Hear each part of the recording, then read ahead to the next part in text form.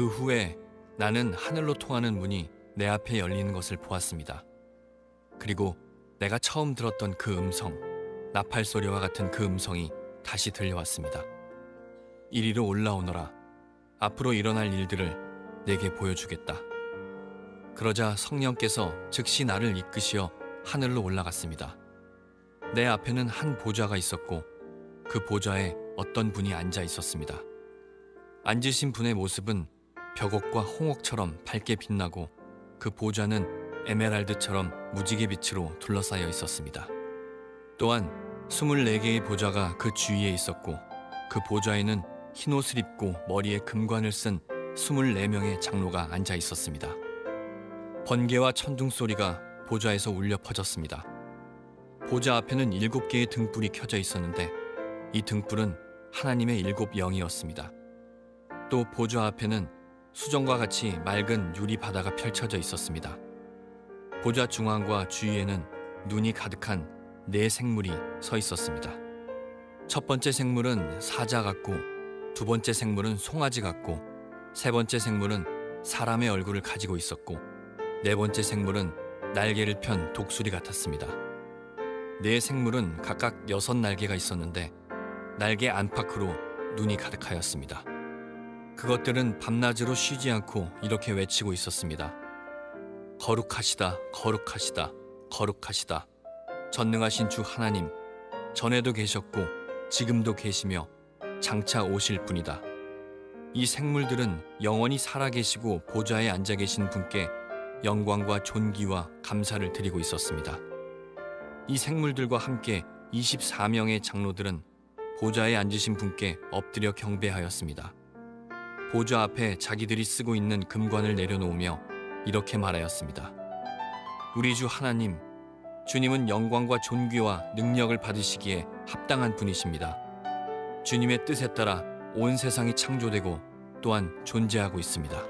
오늘하고 다음 주는 계시록 4장과 5장 말씀을 나누려고 합니다. 저희가 이전에는 계시록 2, 3장 소아시아 7교회를 중심으로 나눴었는데 이때 초점은 땅에 있었습니다. 그런데 4장부터는 갑자기 장소가 하늘로 초점이 바뀌어지면서 하늘 환상이 시작되는데 그것이 성부 하나님과 성자 예수님 그 영광과 보좌 주변이 스케치되는 이제 그런 말씀, 이게 환상이 지속되고 설명되는 것이 4장과 5장입니다. 스케치라는 것은 어떤 대상에 대해서 아주 중요한 것들을 빠르게 그려나가는 걸 스케치라 그러잖아요. 마치 하늘의 영광을 스케치하듯이 기록한 것이 4장, 5장이기 때문에 그 중에서 오늘은 4장 말씀을 보면서 성부 하나님의 영광, 그 장소를 함께 바라보려고 하고 우리에게 주시는 말씀이 무엇일까 함께 묵상해 보려고 합니다. 먼저 4장 1절을 개역개정으로 함께 읽어보겠습니다. 시작. 2일 후에 내가 보니 하늘에 열린 문이 있는데 내가 들은 바 처음에 내게 말하던 나팔 소리 같은 그 음성이 이르되 이리로 올라오라. 이후에 마땅히 일어날 일들을 내가 네게 보이리라 하시더라. 2일 후에 내가 보니 하늘에 열린 문이 있었다 이렇게 말합니다. 그리고 갑자기 음성이 들립니다. 이리로 올라오라. 그러더니 그 음성과 함께 사도 요한이 성령에 휩싸여지면서 특별한 상황 가운데로 나아가게 되는데 정말 자기가 살아있는지 죽어있는지 꿈인지 생신인지 알 수 없는 그런 상황 가운데서 하나님의 거룩한 임재 가운데 나아가게 되고 그 속에서 성부 하나님의 모습을 보게 됩니다. 우선 이 말씀이 처음 어떻게 시작되냐면 2일 후에 내가 보니 이렇게 시작됩니다. 이 일이 뭘 의미하냐 하면은 2장 3장 우리가 보았던 소아시아 7교회에 대한 말씀이 이 일이죠. 7교회에 대한 말씀, 7교회에게 주께서 보여주시는 환상, 2일 후에 4장과 5장 하늘 환상이 시작된다라는 겁니다. 우리 여기에서 아주 중요한 질문을 하나 하고 하늘 환상에 대한 얘기로 넘어가 보겠습니다. 그것은 왜 하나님께서는 1장을 지나서 바로 4장과 5장으로 가지 않으셨을까? 지금 소아시아 교회는 굉장히 큰 어려움 가운데 있습니다. 그리고 그 어려움은 장차 더 커지게 될 것이고 적지 않은 순교자가 나오게 되는 그런 어려움이 그들에게 앞에 있습니다. 지금 그들에게 가장 필요한 것은 뭘까요? 하늘 영광입니다. 하늘 영광. 우리도 기도할 때 큰 어려움에 처하면은 영광을 보여달라고 기도하잖아요. 하나님을 보여달라고. 하나님을 보면 제가 이길 수 있겠습니다. 이렇게 기도하는데 지금 소아시아 교회가 아주 어려운 상황에 있잖아요. 그러면은 지금 그들에게 필요한 건 영광이고, 그 영광을 보면은 정말 주님이 살아계시는구나, 정말 주님이 나를 도우시는구나, 이런 믿음이 확실하게 서게 되면은 땅의 고난을 힘차게 이길 수 있지 않겠습니까? 그런데 왜 1장에서 바로 하늘 영광을 말씀하지 않으시고 굳이 2, 3장을 지나서 4장으로 가셨을까라는 것이 질문입니다. 왜 그러셨을까? 왜 1장에서 바로 4장, 5장으로 넘어가지 않으시고 2장, 3장을 거치게 하셨을까? 그 이유는 대단히 단순하면서도 분명합니다. 그 이유는 뭐냐면 2, 3장을 거치지 않고는 4장으로 갈 수 없기 때문에 그런 겁니다. 2, 3장에는 어떤 내용이 있었는가? 2, 3장은 소아시아 7교회에 대한 내용이 있었습니다. 우리는 7교회를 묵상하면서 그 소아시아 7교회가 1차적으로는 그 당시 소아시아 지역에 있는 7개의 교회를 의미하는 것이지만은 이 7이라는 숫자가 하나님의 숫자와 완전수, 충만한 수를 의미하기 때문에 예수께서 재림하시기까지 이 땅에 있는 모든 교회를 총칭하는 표현이다, 이렇게 말씀을 드렸었습니다. 그런 내용을 보면서 우리가 교회에 대해서 많은 얘기를 나눴었죠. 그런데 그 교회에 대한 말씀, 그 말씀을 지나야지 4장 하늘 영광이 펼쳐진다라고 말하고 있는 겁니다. 이런 흐름은 우리에게 뭘 하나 고민하게 만드냐면, 예배가 도대체 뭘까? 교회가 도대체 뭘까? 교회가 도대체 뭐기에 이 긴박한 상황 속에서 주님은 굳이 교회에 대한 말씀을 하셨고, 이 교회를 지나서 영광에 대한 말씀으로 우리를 인도하고 계시는 걸까? 그럼 만약에 교회를 지나지 않는다면 하늘 영광을 볼 수 없다는 이야기일까? 천국 간다는 것은 예수 믿으면 되는 것이 굳이 교회, 이 교회를 지나야만이 우리가 천국 갈 수 있다는 의미인 것일까? 이런 질문들을 가지게 됩니다. 우리가 소아시아 7교회를 보면서 무엇을 느꼈습니까? 이 땅의 교회는 사실 완전한 것이 없었죠.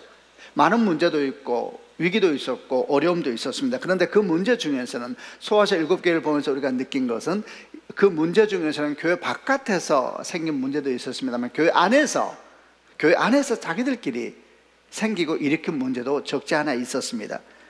그러다 보니까 주님 보시기에 칭찬받을 만한 교회도 있었지만 또 주님 보시기에 도무지 칭찬할 것이 없는, 그래서 책망만 가득했던 교회도 있었습니다.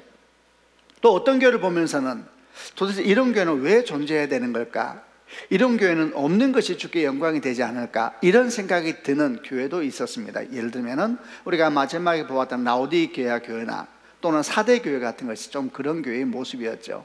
라오디게아 교회는 어떤 교회였습니까? 이것도 아니고 저것도 아니고, 차지도 아니고 뜨겁지도 않은 신앙의 회색지대에 머물기를 좋아하는 그런 신앙을 보여주는 모습이 라오디게아 교회인데, 주께서 말씀하시기를 네가 차지도 않고 뜨겁지도 않으니 내가 입에서 토해버리리라, 이렇게 말씀하셨었고, 사대교회 같은 경우에는 이름이 살았다라는 뜻을 가져 있지만 주께서 말씀하시기를 네가 거의 죽어가고 있구나, 정신 차려라, 이렇게 말씀하시며 책망했던 교회가 라오디게아나 또는 사대교회였습니다. 이런 교회는 왜 존재하는 것일까? 물론 이런 교회만 있었던 것은 아닙니다. 서머나 교회나 빌라델비아 교회처럼 책망은 없이 칭찬만 가득한 교회도 있었습니다. 이런 모습들을 저희가 7교회를 통해서 봤었습니다. 여러분, 이런 모습이 이 땅의 교회의 모습이라는 것을 가르쳐 주는 것이죠. 이런 교회를 보면서 여러분 어떤 생각을 하면서 지나왔습니까? 아마 거의 비슷했을 것입니다. 거의 같은 마음이었을 것 같아요. 이런 생각을 하셨겠죠. 건강한 교회란 도대체 어떤 교회일까? 주께서 기뻐하시는 교회, 그런 신앙은 어떤 신앙이고 어떤 교회일까? 교회에 대한 말씀을 나누었습니다만 어떤 교회도 나 개인의 신앙과 무관한 교회는 없었습니다. 교회에 대한 말씀이었지만 내 신앙에 대해서 물으시는 말씀처럼 내게 다가왔었고, 그래서 주께서 책망하시는 교회를 볼 때는 내 마음이 아프고 또 여러 가지 번잡이 있었고, 주께서 칭찬하시는 교회를 보면 나도 그런 성도가 되고 싶다, 우리 교회가 그런 교회가 되고 싶다, 주님 우리에게 은혜 주십시오, 이런 마음이 우리 가운데 공이 일어났었습니다. 바로 그겁니다. 바로 이런 걸음들이 모아지면서 우리가 4장의 영광의 장에 이르게 되는 것입니다. 여러분, 이 일을 잘 생각해 보시길 바랍니다. 참된 교회를 향한 열망들, 참된 성도됨을 향한 열망들, 이런 열망들이 모아져서 하늘 영광에 이르게 된다. 이것이 계시록의 4장에 들어간 첫 번째 교훈인데, 이를 기억하시고 생각해 두시기를 바랍니다. 여러분, 만약에 누가 예수를 믿는다고 하면서도 그가 참된 교회에 대해서 관심이 없거나 참된 성도됨에 대해서 도무지 관심이 없다, 그 과정을 그리면서 때때로 아파하기도 하고 때때로 힘들어하기도 하고 때때로 눈물로 기도하기도 하는 그런 마음이 없다. 그렇다면 그 사람이 과연 사장의 하늘 영광 이룰 수가 있겠습니까? 저는 그럴 수 없다고 봅니다. 그래서 주님께서는 계시록을 통해서 우리에게 이렇게 말씀하고 계시는 것이죠. 하늘 영광은 어떻게 가는 것이냐? 교회를 지나서 가는 것이다. 몸부림치고 기도하고 안타까워하고 신앙에 대해서 고민하고 그들이 결국 영광 가운데 들어가는 것이다 라는 것이죠.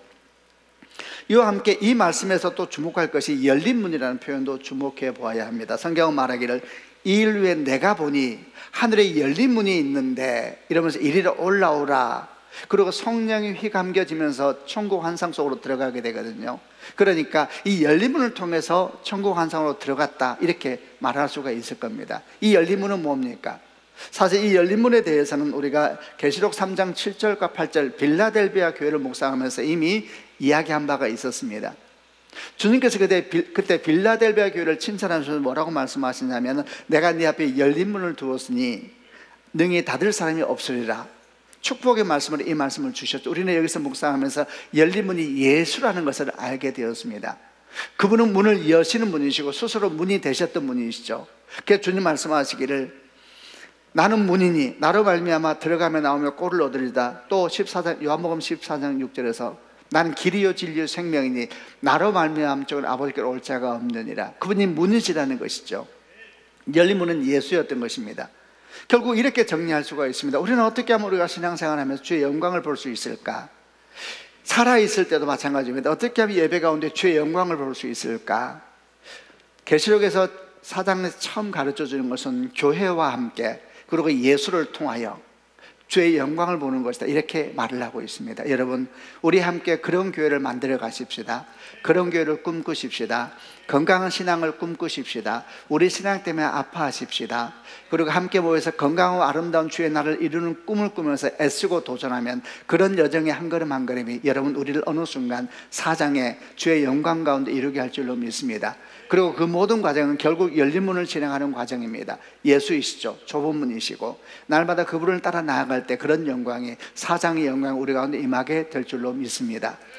이제 구체적으로 사장의 영광이 무엇이었는가에 대해서 얘기해 보려고 하는데 그것은 2절부터 11절까지 전체를 포함하는 내용인데 이를 설명하기 위해서 우선 조금 구절을 나누어서 내용을 설명해 드리고 난 다음에 뒤에 한꺼번에 정리해 보도록 하겠습니다. 먼저 2절 말씀을 개역개정으로 읽어보겠습니다. 시작. 보라 하늘에 보좌를 베풀었고 그 보좌 위에 앉으신 이가 있는데 1절과 2절을 보면 이렇습니다. 사도 요한은 눈을 뜨니까 열린 문이 있었습니다. 그리고 음성이 들려왔죠. 이리로 올라오라. 그와 동시에 성령이 사도 요한을 휘감으셨습니다. 그리고 정말 하나님께 특별한 환상 가운데 그가 들어가게 되었는데 그 환상 가운데 보좌가 하나 보였습니다. 그리고 그곳에 앉아 계신 분이 보였습니다. 성부 하나님이셨죠. 이 장면을 보면서 어떤 분들은 이렇게 설명하기도 합니다. 사도 요한이 이리로 올라오라 할 때 실제로 하늘로 올라갔다, 실제로 이렇게 하늘로 올라갔다 이렇게 설명하는 분들이 있어요. 문자적으로 풀려고 하는 것이죠. 이분은 어떻게 말하냐면 이분들은 사도 요한이 밤모섬에 기도를 하고 있었습니다. 근데 기도 중에 갑자기 하늘이 열렸다는 거예요. 실제로 하늘이 쭉 열리더니 갑자기 기도 중에 있는 사도 요한이 공중 부양하듯이 들어 올려져서 하늘로 들어갔다 이렇게 이제 설명하는 견해가 있습니다. 제가 지금 영화를 말하는 게 아니고 그렇게 성경을 이렇게 문자적으로 푸는 분들이 있는데 사실 이렇게 해석은 조심스럽습니다.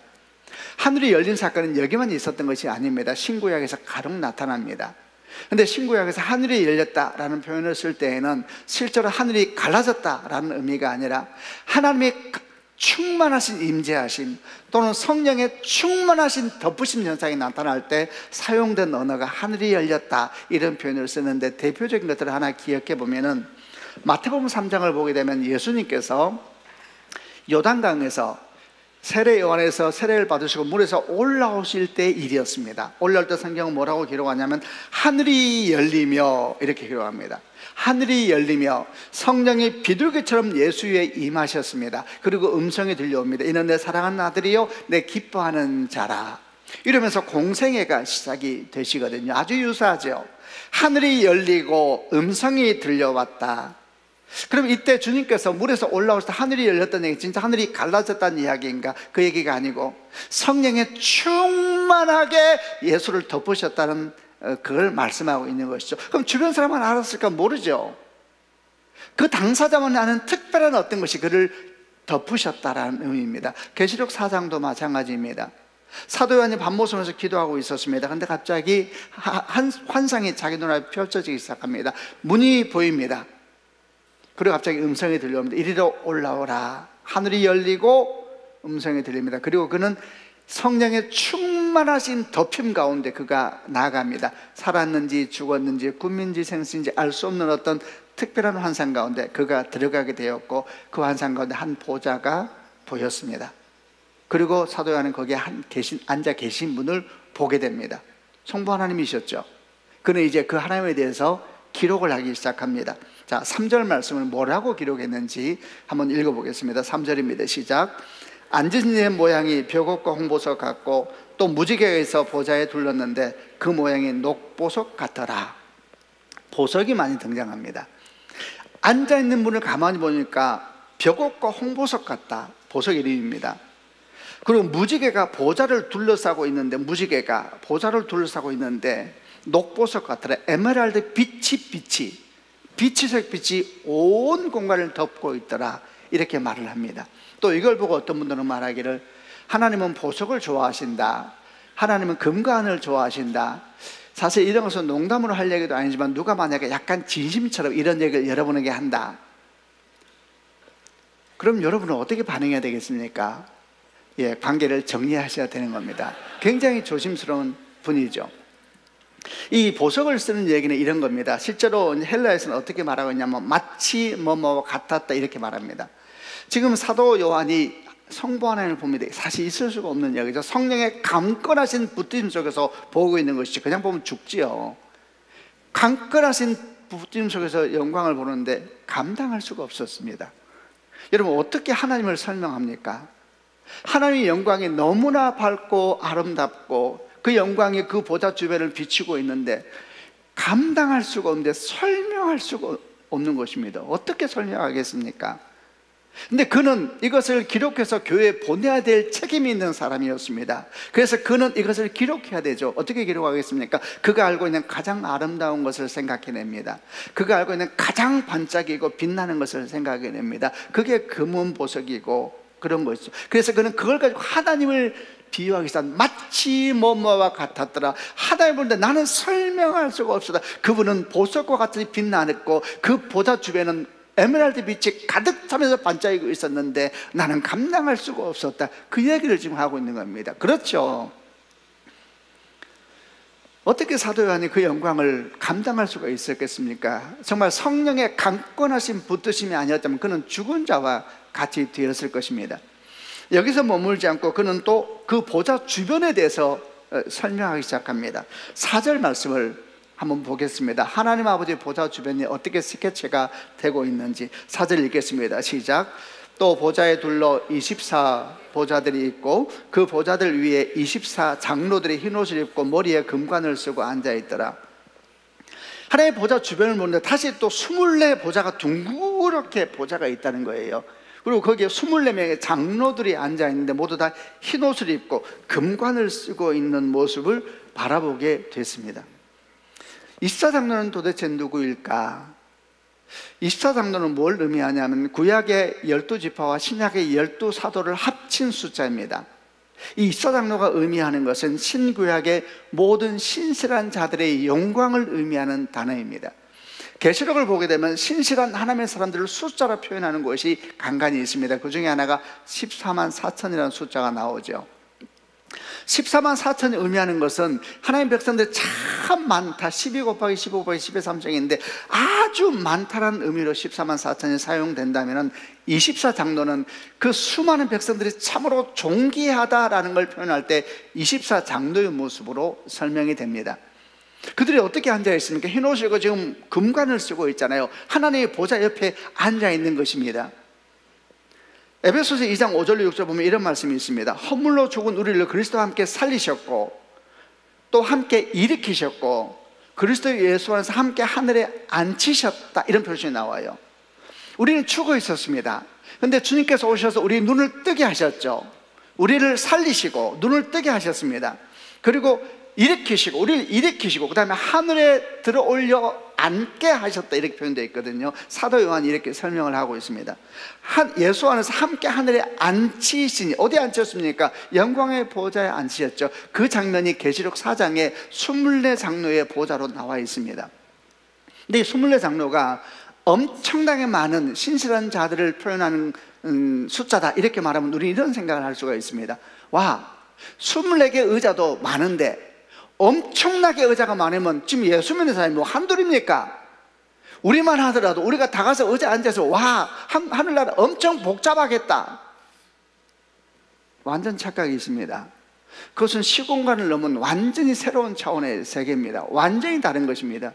제가 한 2주 전에 한 집사님께 재밌는 얘기 들으면서 아주 기억에 남았습니다. 그분이 이제 원자력 관련되고 이제 수학을 재밌게 하시는 학자이신데, 이분이 이런 얘기를 하더라고요. 차원을 설명하면서 자기가 느꼈던 얘기를 하더라고요. 차원을 선으로 말하면은, 일직선을 1차원으로 설명한다 그러면은, 이때 점 하나는 정보 하나를 의미한대요. 점 하나면 5면 5, 6이면 6. 근데 2차원이 되면 선이 2개가 되면, 선이 2개가 될 때 점 하나는 2개의 정보를 가지고 돼. 점 하나인데 1-1이 되죠.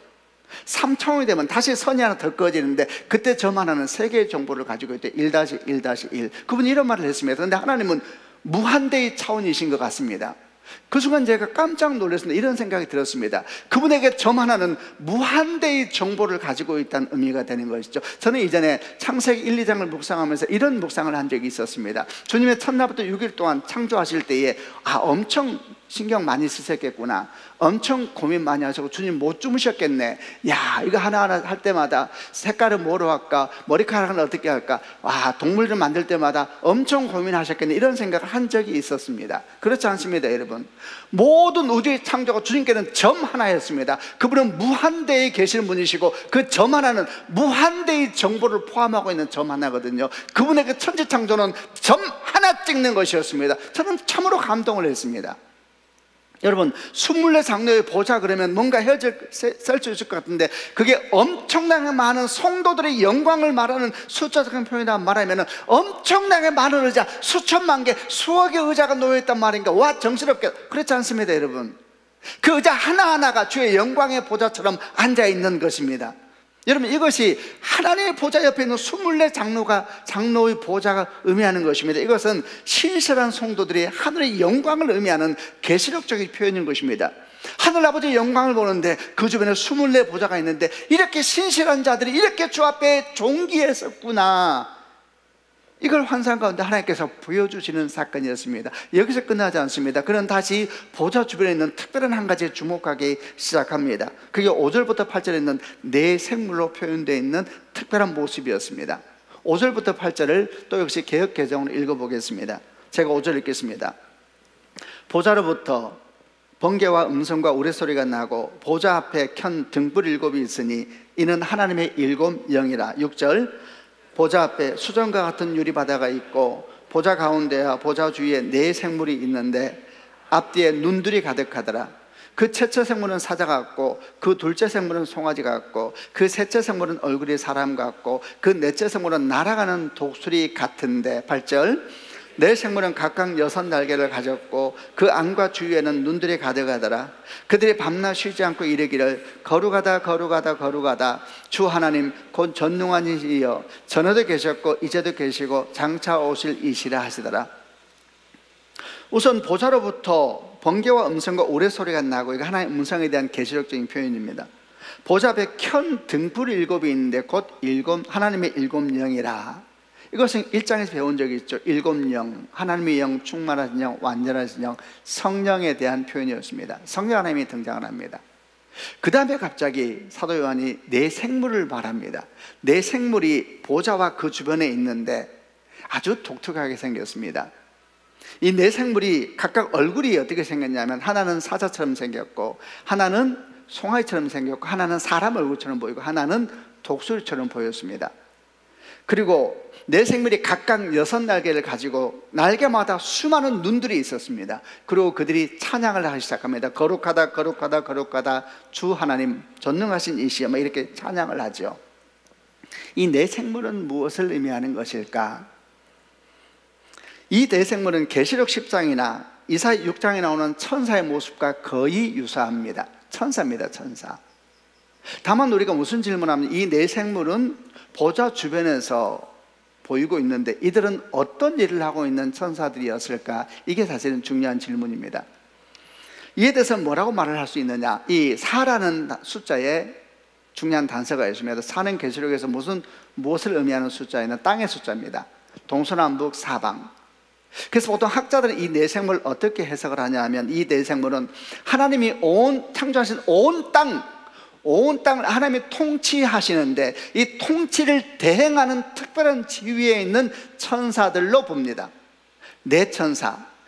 온 땅을 주님이 통치하시는데 이 통치를 대행하는 특별한 지위에 있는 천사들 것이다, 이렇게 말을 해요. 근데 네 얼굴을 가지고 있었죠. 이 네 얼굴은, 네 모습은 이 땅의 모든 피조물을 대표하는 얼굴이다, 이렇게 해석을 합니다. 첫째는 사자였죠. 사자는 맹수 중에 가장 용맹하며, 둘째는 송아지는 가축 중에 가장 소중하며, 셋째는 독수리는 새 중에 가장 용맹하며, 네 번째 사람 얼굴은 모든 피조물 중에 으뜸이라. 그래서 이 네 개의 존재는 하나의 모든 피조 세계를 상징하는 것이고, 이들이 곧 주의 주권 아래에서 모든 세계를 통치하는 일을 대행하는 천사로 나타나고 있는 것이다, 이렇게 말을 하고, 그것이 여러분 계시록 전체에 아주 중요한 이해를 가져옵니다. 이게 하나님의 주권에 대한 이야기거든요. 계속해서 9절과 11절 마지막도 한번 읽어보겠습니다. 9절 읽겠습니다. 시작. 그 생물들이 보좌에 앉으사 세세토록 살아계시는 이에게 영광과 존귀와 감사를 돌릴 때에 24장로들이 보좌에 앉으신 이 앞에 엎드려 세세토록 살아계신 이에게 경배하고 자기의 관을 보좌 앞에 드리며 이르되, 11절, 우리 주 하나님이시여 영광과 존귀와 권능을 받으시는 것이 합당하오니 주께서 만물을 지으신지라. 만물이 주의 뜻대로 있었고 또 지으심을 받았나이다 하더라. 아멘. 네 생물과 24장로가 하나님을 찬미하고 있습니다. 거룩하다. 주 하나님 전능하신 이여, 전에도 계시고 이제도 계시고 장차 오실 분이십니다. 그러자 24장로도 주님을 찬양하기 시작합니다. 우리 주 하나님이시여 영광과 존귀와 권능이 받으시기 합당하오니 주께서 만물을 지으셨습니다. 만물이 주의 뜻대로 있으며 또 지으심을 받았나이다. 제가 지금 매우 평범하게 평면적으로 이렇게 말을 하고 있습니다만 천상에서는 그런 게 아니겠죠. 그 네 생물과 24장로가 모든 주의 백성들 주님을 찬양하고 있는 모습으로 그 영광에 대한 스케치가 끝나게 됩니다. 두 가지를 나눠보겠습니다. 첫 번째는, 이 장면은 이 땅의 주권자가 누구인가에 대해서 방점을 찍는 장면으로 저는 여겨졌습니다. 방점을 찍는다. 4장과 5장 하늘 환상의 중심은 보좌입니다. 보좌. 이 보좌란 말이 무려 17번이나 나옵니다. 이 보좌로부터 모든 것은 시작됩니다. 하늘 아버지부터 모든 것이 시작됩니다. 그분이 다 통치하십니다. 그분으로부터 모든 것이 시작되고, 그리고 6장부터 18장에 다음 주부터 이제 일곱인 일곱 나팔 일곱 대접 종말론적인 현상이 시작될 것인데, 그 모든 것들도 이 보좌로부터 시작됩니다. 주권자가 누구인가? 이걸 또 다시 강조하는 것이 네 생물입니다. 네 생물은 이 땅에는 모든 피조물을 대표하는 존재라 그랬잖아요. 그들은 하나님의 통치의 대행자들이죠. 4장에서 가르치는 첫 번째는 주권자가 누구인가에 대해서 아예 방점을 찍습니다. 여러분, 이 땅의 주권자가 누구이십니까? 여러분 삶의 주권자가 누구이십니까? 계시록 4장은 이에 더 정확하게 말을 합니다. 하나님이십니다. 하나님. 그분이 주권자이십니다. 그분으로부터 모든 것이 시작됩니다. 이것이 하나, 여기서 볼 것은 두 번째는 예배에 대한 것입니다. 예배. 네 생물이 보좌 주변에 서서 하나님을 예배하기 시작합니다. 거룩하다.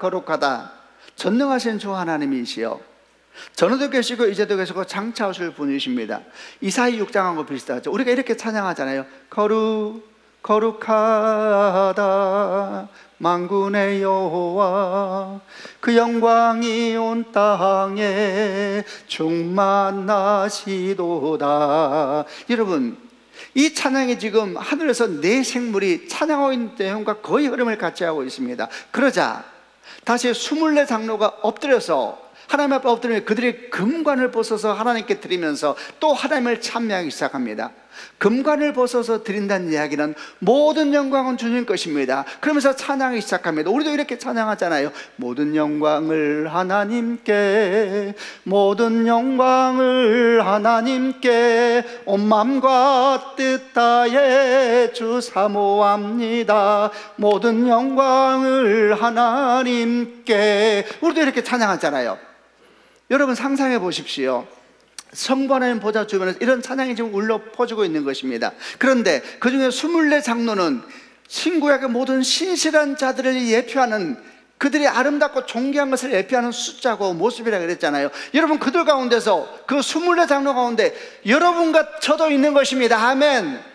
여러분과 저도 있습니다. 그들이 하나님 앞에서 모든 영광을 주께 드리며 찬양하며 거룩 거룩하다 다 찬양하고 있는 모습을 보십시오. 여러분, 우리가 이 땅에 사는 찬양과 아주 유사하지 않습니까? 그래서 예배를 뭐라고 말합니까? 예배는 땅에서 하늘을 보는 하나님의 역사라고 말하는 겁니다. 우리가 땅에서 예배할 때 그 땅의 예배는 하늘에 있는 내 생물과 24장로의 예배와 합쳐지면서 주의 영광을 찬양하게 되는 겁니다. 우리가 비록 앉아있는 것이 이렇게 작은 것이고 우리가 다 낮은 자들이고 부족한 자들을 할지라도 우리가 찬양할 때 그 찬양이 내 생물과 24장로의 찬양처럼 주께 올려드리는 거룩한 찬양이 된다는 것을 믿으시는 축복이 있기를 바랍니다. 사장은 예배로 가득 차 있습니다. 그리고 예배한 우리에게 그 영광에 대해서 말씀하고 있는 것입니다. 그게 예배자의 영광입니다. 저는 우리가 찬양하고 예배할 때 우리가 손을 들고 찬양하잖아요. 우리도 각종 모양으로 우리 고백을 드리는 것입니다. 내 생물과 24장로가 하나님께 그렇게 고백하듯이, 그렇게 고백할 때에 그 예배가 얼마나 소중한 것인지 날마다 경험하고 고백하는 은혜가 있기를 주님의 이름으로 축원합니다. 아멘. 예배에 대한 경이로움 여기서 끝나지 않습니다. 계시록은 하나님께서 예배를 받으시는데 그 예배하는 성부 하나님의 앞을 뭐라고 설명하냐 하면은 수정같이 맑은 유리바다 같다 그랬어요. 수정같이 맑은 유리바다. 상상해 보십시오. 수정같이 맑은 유리바다는 어떤 모습일까? 아주 투명한데 반짝반짝 그런 모습일 것 같습니다. 자, 성부 하나님은 어떻게 계십니까? 보좌에 계시는데 사도 요한은 설명할 수 없어서 보석으로, 너무나 그분의 영광의 빛이 아름답고 그 영광의 빛이 얼마나 반짝했든지 보석으로 설명했습니다. 그것만이 아니죠. 녹보석, 에메랄드, 무지개색이 그의 보좌를 다 둘러싸고 있고, 그리고 옆에 24장로와 네 생물이 찬양하고 있는데, 이 모습을 유진 피터슨 목사님이 이렇게 설명하고 있습니다. 하나님께서 그들이 예배를 받으실 때에 그 예배하는 그들은 하나님의 빛이 그들에게 반사되기 시작했을 것이다. 하나님에게 있는 아름다운 그 아름다운 빛이 예배하는 모든 성도들을 붉게 물들었을 것이다. 이렇게 말을 해요. 상상해 보십시오. 하나님 앞에 예배하면 그들이 일어서서 주께 영광을 드릴 때에 그 하나님의 영광빛이 그들을 비추기 시작하는 것입니다. 그럼 그들 모두는 그 영광빛에 노출되면서 그들 또한 온갖 아름다운 빛으로 물들기 시작하는 것입니다. 여러분, 이것이 계시록 4장이 말하는 예배의 영광입니다. 우리가 지금 이렇게 예배하고 있는 것이, 우리 이렇게 아주 이렇게 예배하고 있지요. 근데 우리가 이렇게 예배할 때 하늘 영광 우리를 덮을 때 우리는 보지 못하지만 그분의 그 아름다운 무지개색이 우리 각자를 비추면서 우리 여러분도 각자의 색을 따라 물들어져 가고 있는 것입니다. 그 빛이, 그 영광이 계시록 4장에 있는 성부 하나님 보좌 주변에 있는 영광의 모습입니다. 여러분, 이 영광이 우리가 오늘 날마다 더하기를 주님의 이름으로 축원합니다. 우리가 예배하고 기도하는 것은 지극히 작아 보입니다. 그러나 우리는 그 예배를 통하여 계시록 4장을 봅니다. 하늘 영광에 참여하고 있는 것입니다. 이 영광, 이 믿음, 이 은혜가 여러분의 믿음이 되고 여러분의 축복이 되기를 주님의 이름으로 축원합니다. 만약 우리가 찬양하고 예배하고 기도할 때 그런 하나님의 환상을 볼 수만 있다면, 믿음으로 바라볼 수만 있다면, 여러분, 예배한 우리는 분명히 새로운 마음과 새 영으로 예배할 수 있게 될 겁니다. 찬양할 때에 온 힘을 다해 찬양하고 우리는 하늘을 보고 찬양합니다. 그 영광을 보고 찬양합니다. 어느 순간 찬양하는 순간 우리를 덮고 있는 모든 묶임들, 우리를 묶고 있는 모든 매임들이 끊어지며 주의 영광으로 우리가 온전하게 세워지는 은혜가 있는 것입니다. 여러분, 그런 축복이 여러분 가운데 있고 우리 교회 가운데 있고 여러분, 우리가 걸어가는 모든 삶의 자리 가운데 있기를 주님의 이름으로 축원합니다. 말씀을 마무리하겠습니다. 4장의 영광은 어떻게 열렸습니까? 교회를 지나서 예수를 통과해서 영광은 열렸습니다. 믿는 이로서 신실한 신앙에 대해서 고민하지 않을 수 있습니까? 고민하십시오. 교회에 대해서 고민하지 않을 수 있습니까? 고민하십시오. 건강한 교회를 꿈꾸고 함께 그렇게 이뤄나가는 성도가 되기를 주님의 이름으로 축원합니다. 또 두 번째, 우리는 예배를 보았습니다. 이 아름다운 예배를 우리 더 아름답게 주께 드릴 수 있는 성도가 되기를 바랍니다. 전심을 다해 예배하고 그 영광 가운데 함께 참여하는 그런 은혜가 있기를 주님의 이름으로 축원합니다. 아멘.